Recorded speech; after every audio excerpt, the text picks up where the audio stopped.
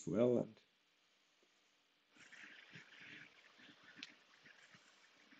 And I will be starting my presentation.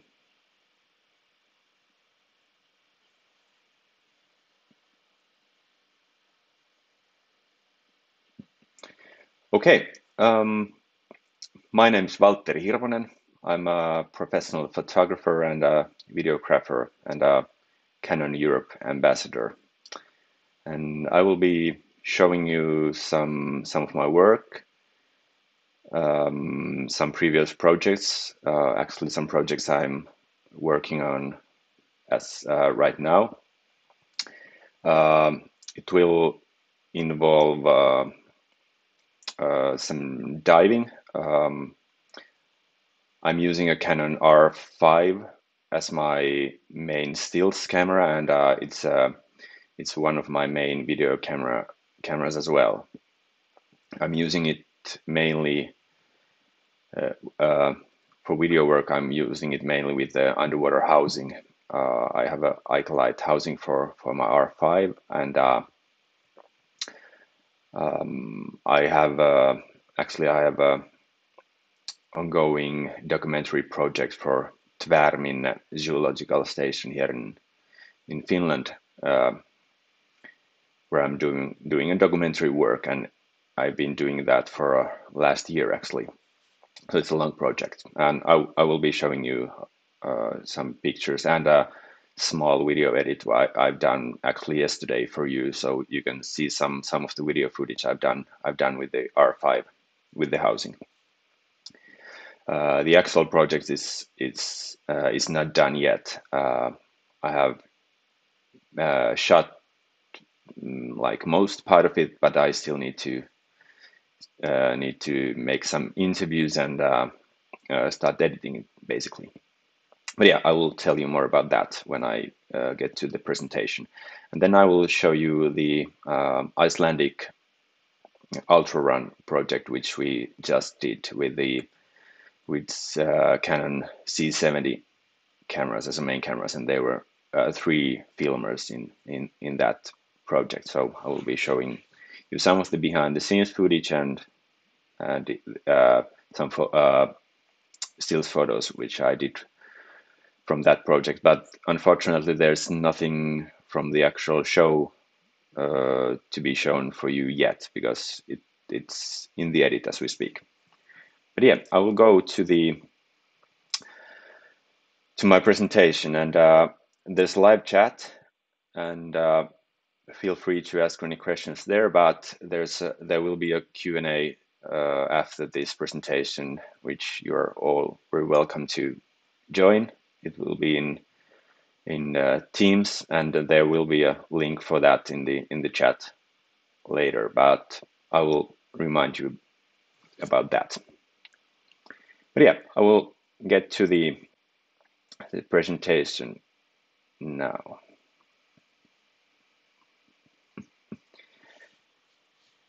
So,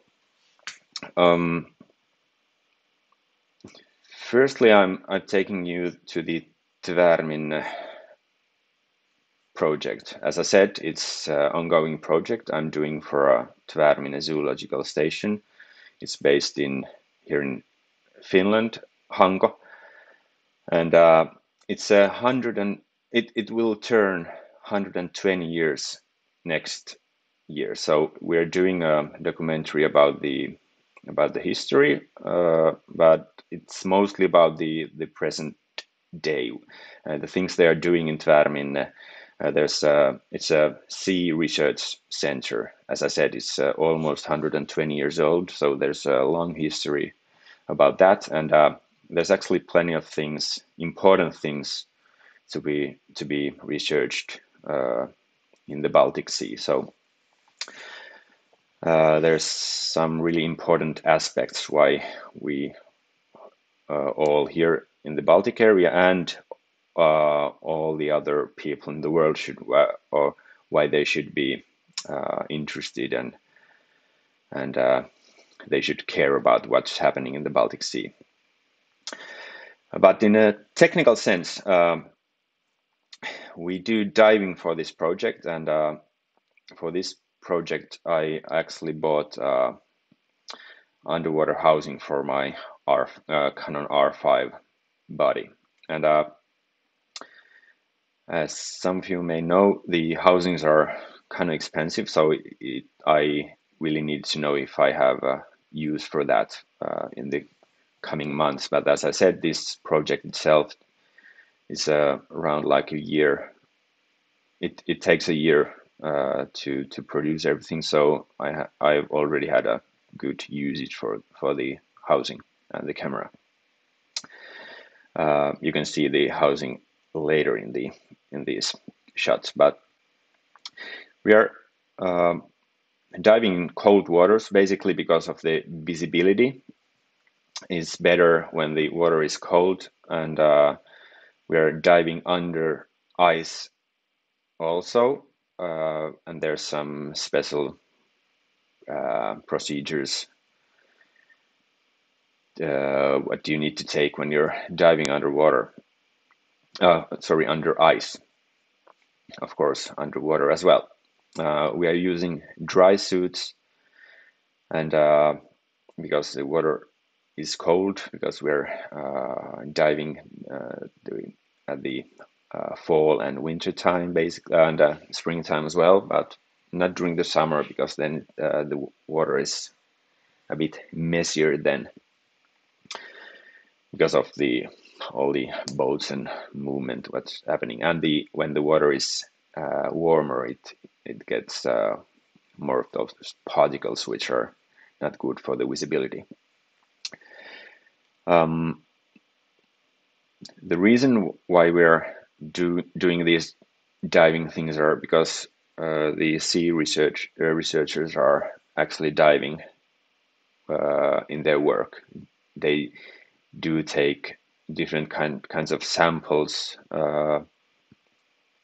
from the sea, from the seabed, from different depths, but usually we're actually diving quite shallow waters because most of the samples are taken from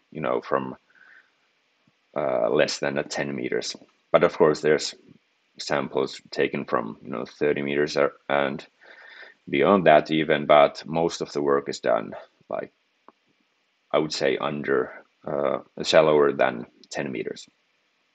And filming wise, the visibility, because of the light, is usually better when diving in shallow waters. But here's some footage, like making of footage from the project. We are usually diving in pairs, so there's not too many people in water. But when diving under ice, we always need a surface guy as well, and a safety diver as well. So if I'm filming someone under ice, there should be two persons on the ice, one with the lifeline, which you can see here, and the other one where you can actually see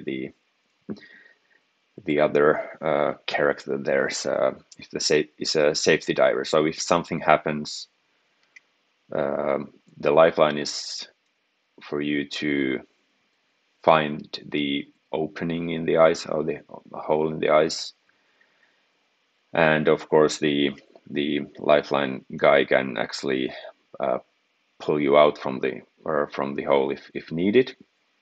And the other guy is ready for diving if something happens and you get stuck in some place. He or she can come and to the rescue. But diving under ice in general is it could be kind of claustrophobic. You can see, I will show you the film after these photos, and then get back to these. That as I said, we're in shallow water, so we're actually diving in between, of course, between ice and the seabed, and it can be like 40 centimeters of space. And when you actually go to that with your camera and all the gear, and with the diving gear, as I said, it could get claustrophobic. So I wouldn't recommend that for people who are afraid of those kind of things. But it's a whole different experience in general. And camera wise, there's no there's no special procedures which you need to take when you're diving with the camera under ice.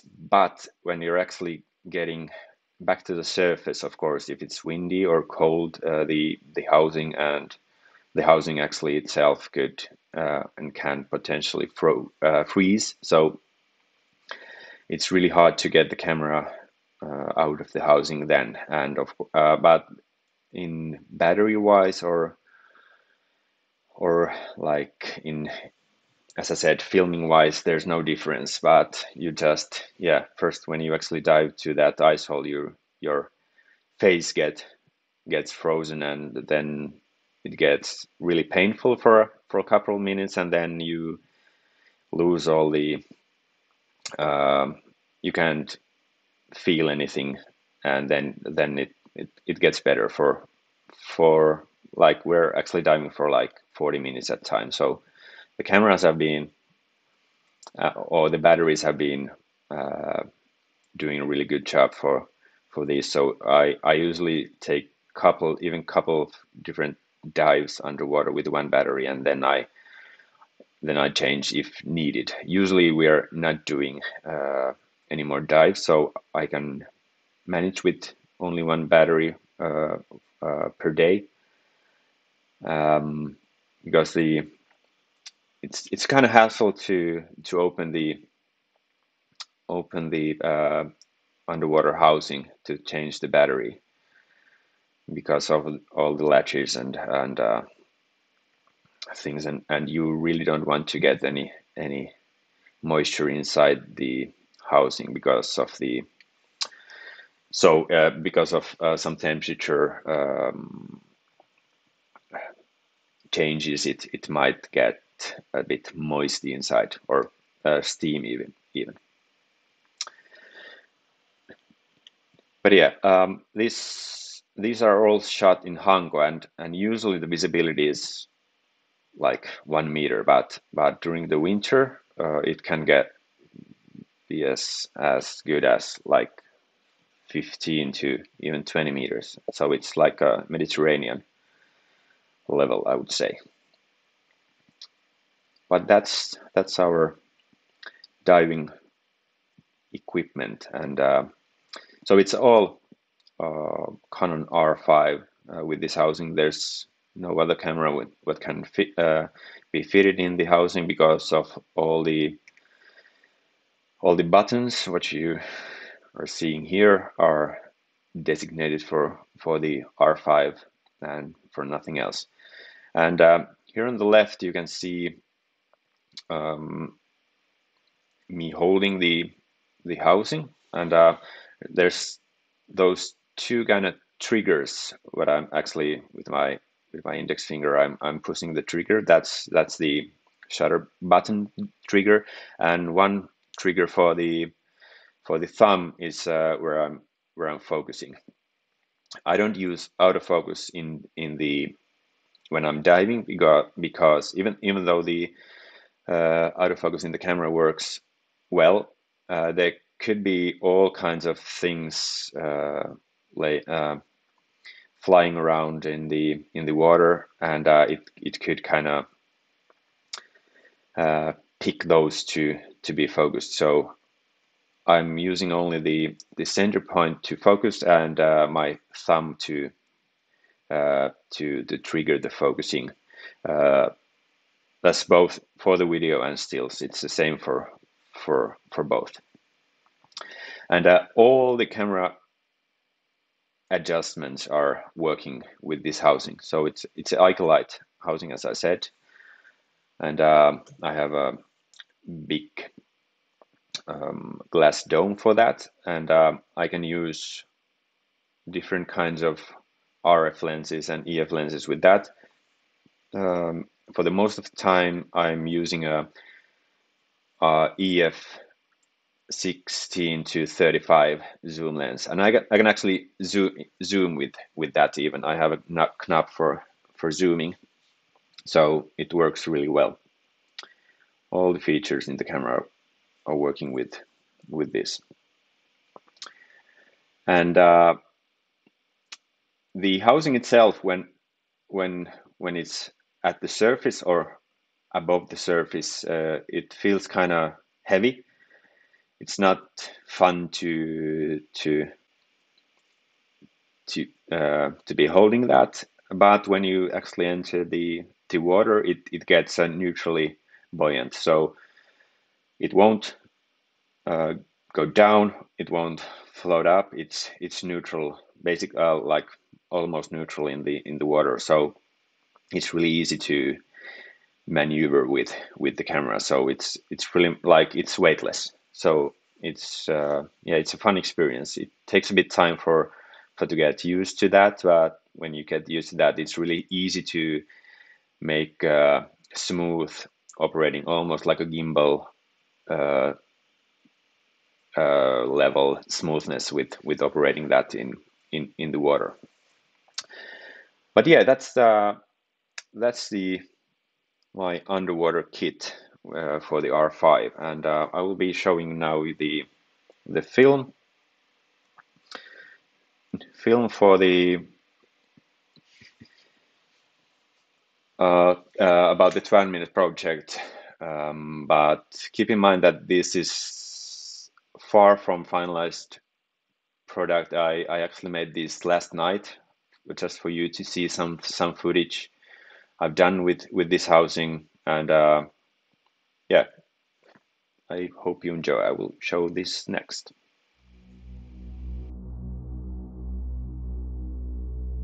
The Baltic Sea has obviously gone through a lot of disturbance in the past, which is pollution and nutrient input, and also the temperature in the Baltic Sea is rising. We've seen exceptional temperature rises over the last decades, and particularly the year 2020 has been absolutely exceptional. The Baltic Sea, for my research specifically, is very interesting because it's such a small sea that any of the changes going on here are quite pronounced compared to the bigger seas. So this actually makes it very good experimental playground, as it were, for kind of testing hypotheses that might occur in the bigger seas much later in time.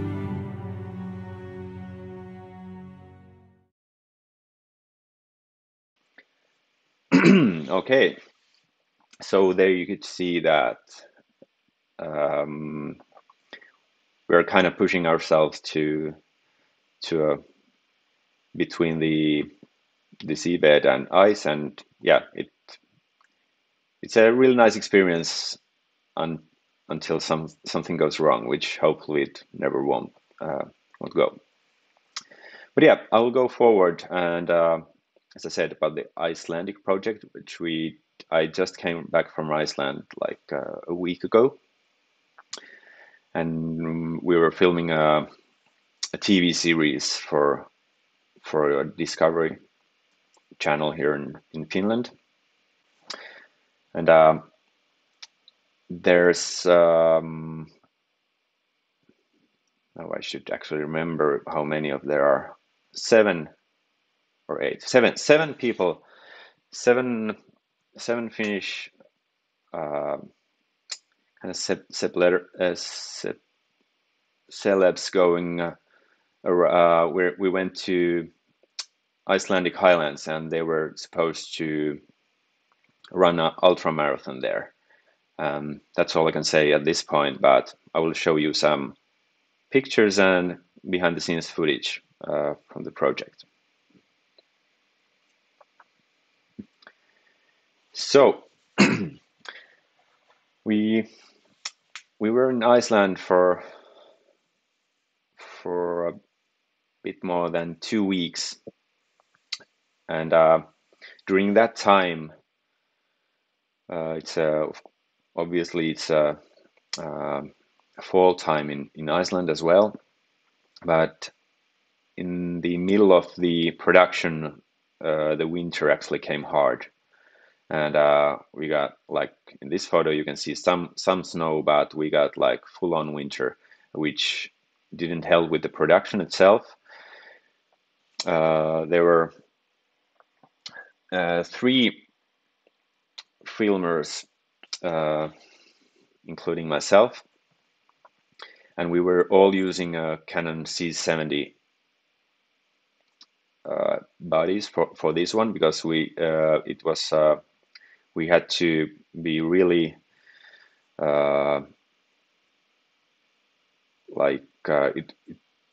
it was important that it was really easy for us to move and run and ride bikes and move from car to car, and we had to keep our equipment really light and easy to carry and easy to operate as well, because when you're shooting outside, like a documentary style, everything can happen, and being in Iceland, even more, anything can happen, and we will face all kinds of weather, and we knew that beforehand as well, even though we were a bit of surprised that the winter actually came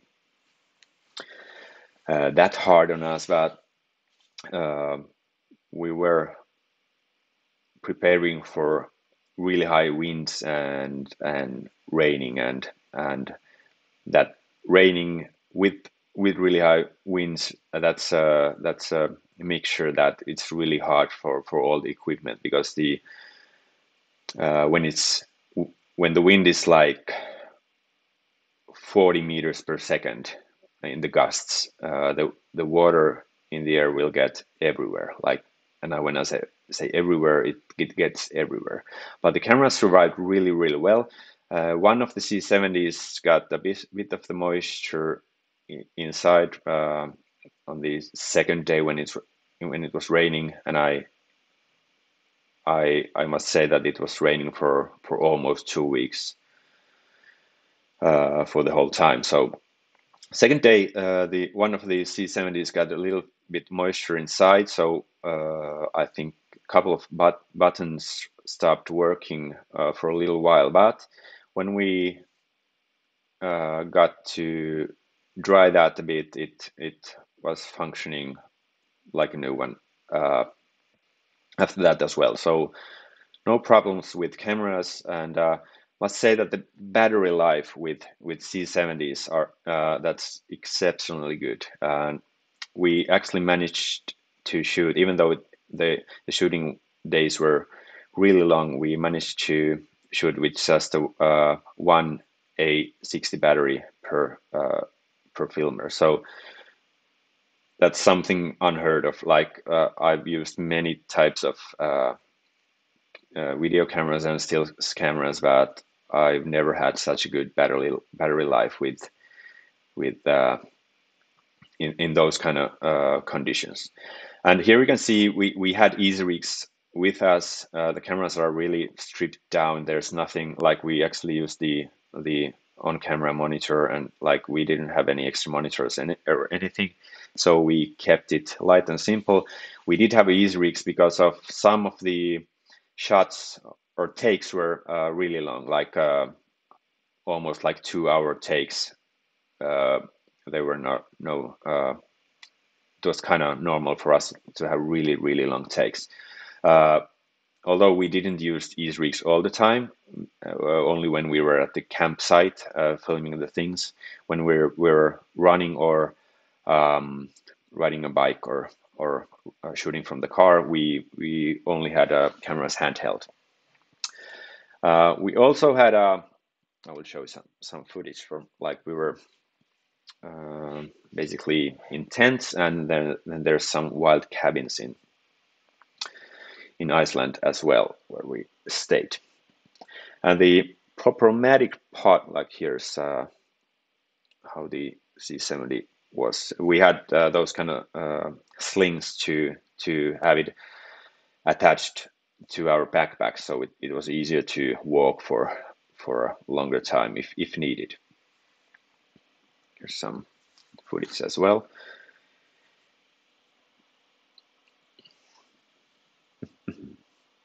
Well, the problematic part was that we had to film inside the tents as well. And if you ever been camping during the winter time, it's really moist in the tent, and it actually when there's a lot of people in the tent, the temperature rises quite easily. So it's actually quite warm in the tent, really moist and warm. And when you go out from outside, from like it was like -4 at the coldest, so it wasn't super cold, but it was moist. So when you went from outside from -4 to inside the tent, all the moisture gathered to the camera. So we always had to pick one camera which we kept inside the tent, so we were able to film in the tent and outside if needed. But yeah, when you're coming out from the warmer space, there's no problems with when going to the colder air, but when you go back to the warmer air, the moisture always gathers to the colder equipment. So keep that in mind if you're doing an Arctic or any kind of cold region filming.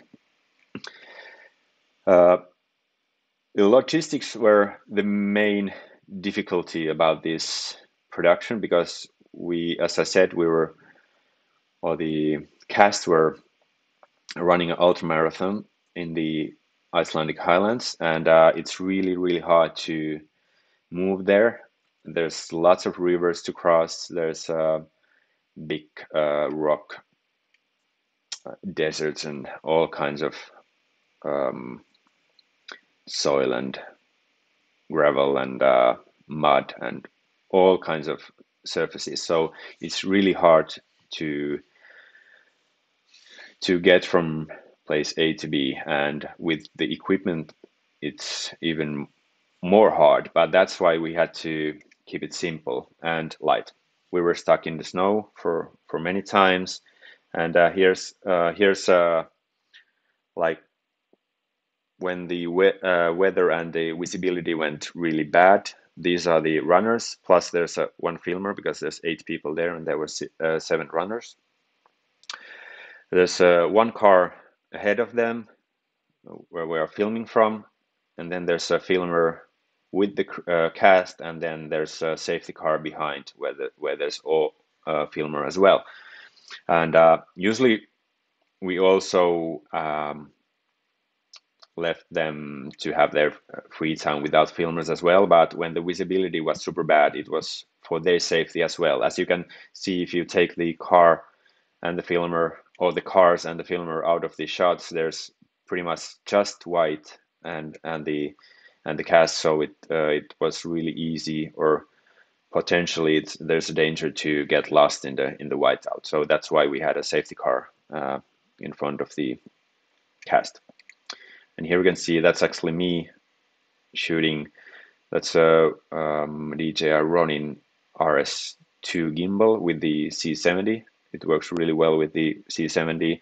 We also had a R5s to film with the gimbals, but every once in a while we throw the C70 on that, because it's with all the NDs in C70 and all the features. It's and as I said, with the battery life with that camera, it's a really nice camera to be operated in these kinds of environment, even handheld or with the gimbal.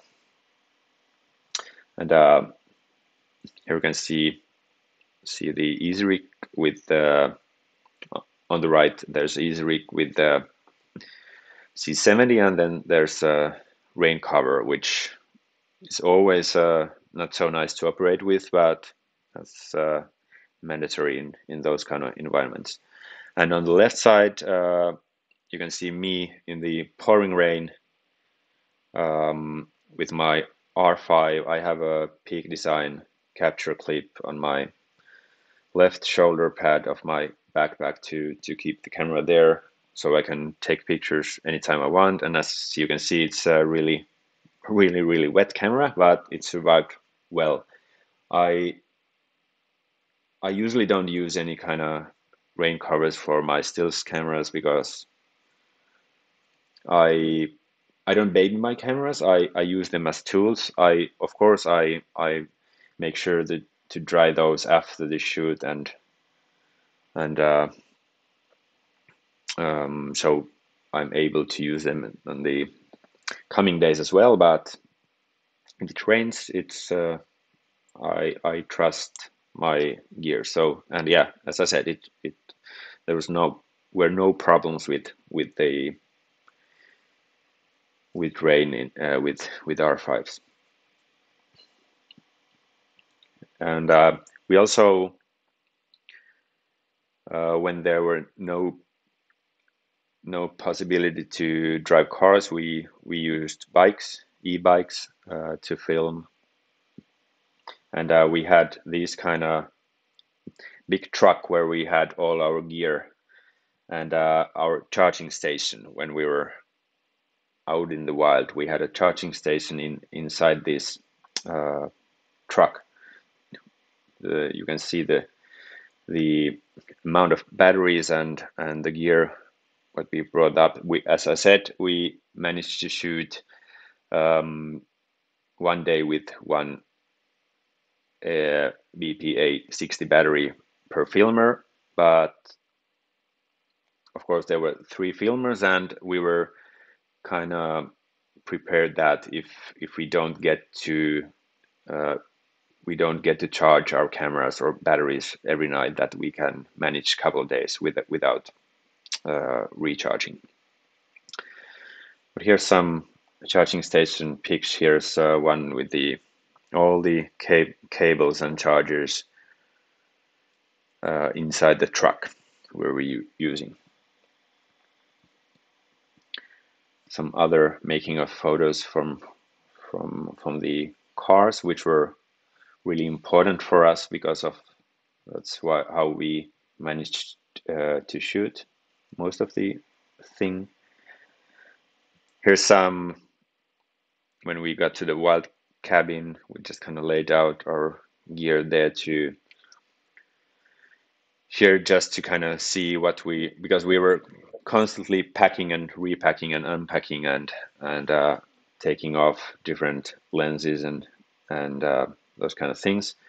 And here you can see the R5s in the far left. You can see that there's no lenses, so we are actually drying them off. If there were some kind of moisture inside, it comes off quite easily. And at the same time, we're planning on route, which we are taking next day. Here again, some gear drying out. There you can see the C70 without lens, and it's actually on. I think that was the camera which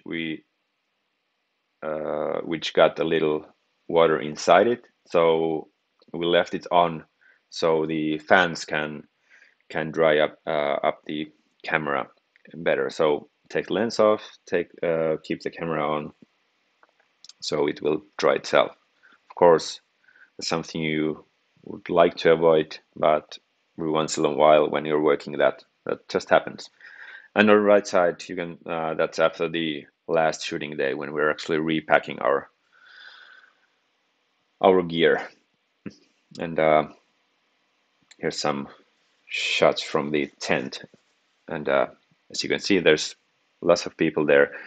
We were there for more than 2 weeks, and everyone was tested and everything, so we were in our own kind of COVID bubble, so that's why didn't use any masks there. But yeah, and yeah, the light in Iceland can be really, really beautiful. Although at the most time, as I said, it was raining and snowing. And I will go briefly show you some footage from Svalbard. This is a different project that we did a couple of years back. That's a Canon C300 Mark II.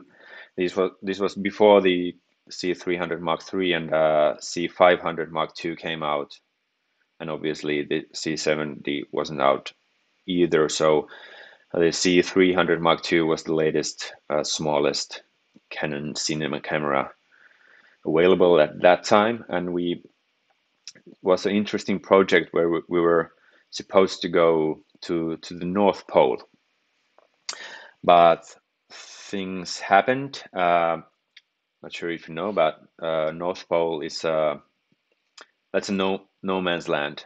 Doesn't belong to any country, but to get there, you either have to ski from Canada, northern Canada, or northeast Canada, and that takes like a couple months, I would say. But for filming purposes, that's not acceptable. So we had to fly from Svalbard or first to Svalbard, and then from Svalbard take a private plane to see ice on North Pole. But the in quotes the airport on the North Pole is operated by Russians, and during that time there was some kind of crisis with Ukrainian crisis with Russians, though, so they denied the flight from us. So we were pretty much stuck in Svalbard for almost 3 weeks because we couldn't fly out from there, and we couldn't go to North Pole to shoot our film. So we just kind of came up with a different idea about filming in Svalbard. So we did this kind of sea or how can you say, like on ice sea skiing adventure filming thing, and included lots of packing. Again, all these kind of adventures feels like the packing is like it goes forever, and you have to repack and unpack and repack for like dozens of times, and you have to practice your packing, and you have to weigh your gear and all kinds of things. And when you're filming, that's of course a hard thing because all these mandatory gear things like tripods and those kind of things are always heavy. So you need to be really picky about the things you're taking with you, and that's where, like, from when I'm thinking of this job from this day, I would definitely want to have a C70 with me there. Although the C300 is a really good camera, but it's super heavy when you're actually skiing and going and flying a lot and doing those kind of activities. So these were the landscapes we were filming at. This was springtime, but there was still lots of ice. And when we kept going deeper to the Svalbard, the ice cap just kind of increased. So here we are actually going to the kind of perma ice and or trying to find the glaciers to shoot at. And there's polar bears and things like that, and walruses and all kinds of animals, which you can see. Well, you hope you can see, and you at the same time you hope you won't see. We didn't see any polar bears, but you need to have rifles with you. And fun fact, actually, it's much easier to fly with rifle than the camera gear. With rifle, you have that paper which says that it's okay for you to fly with rifle, and that you just take it to the plane or to the cargo and you fly with it. But with camera, it's always a bit of the hassle to have lots of batteries and that heavy equipment. But yeah, here we're unpacking our stuff to these kind of sea ice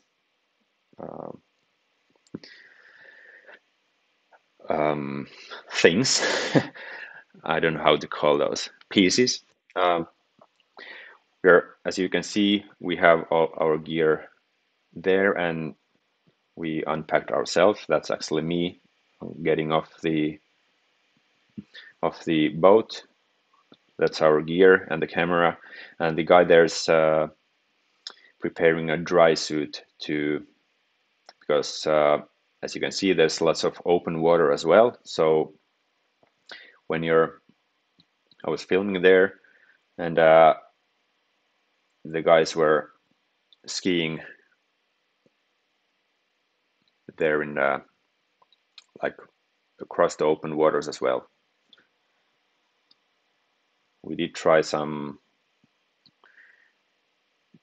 back rafts as well, filming. Basically, we just had fun because the North Pole thing went south for us, so we just kind of had some fun there with the stuff we brought to Svalbard, and we were, as I said, we were stuck there for almost three weeks. These are the activities we did there. It was hard on the gear as well, as I said. Sometimes it was super windy, and the snow went everywhere.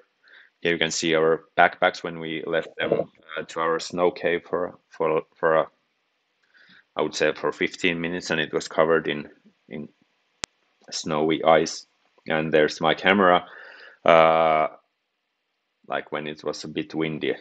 So, and when I say a bit windy, it was like this. We filmed in some ice caves as well. We found this beautiful, beautiful place to film in, and because of the client wanted to see some footage as well, we had a satellite phone and a small tablet where we could send the actual footage. Well, not the actual footage. Some still captures from the footage we took. There you can see the satellite phone on the left, where we are actually just sending some material, and on the right you can see some my sledge with only my camera gear. There's no personal gear there, but you can see that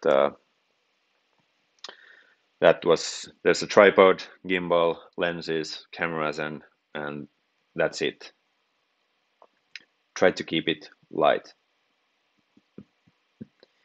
Here's me shooting some footage in a abandoned mine city, which was operated by Soviet at one time, but then it was abandoned.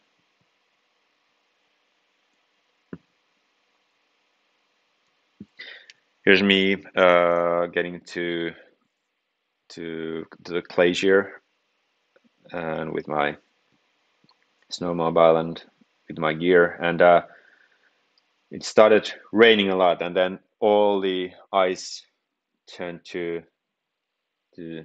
water, as you can see here. So the last leg of, like, I would say the last 5 days of the trip was like this, and wasn't super nice being there or super nice filming there, but yeah, definitely a trip to remember.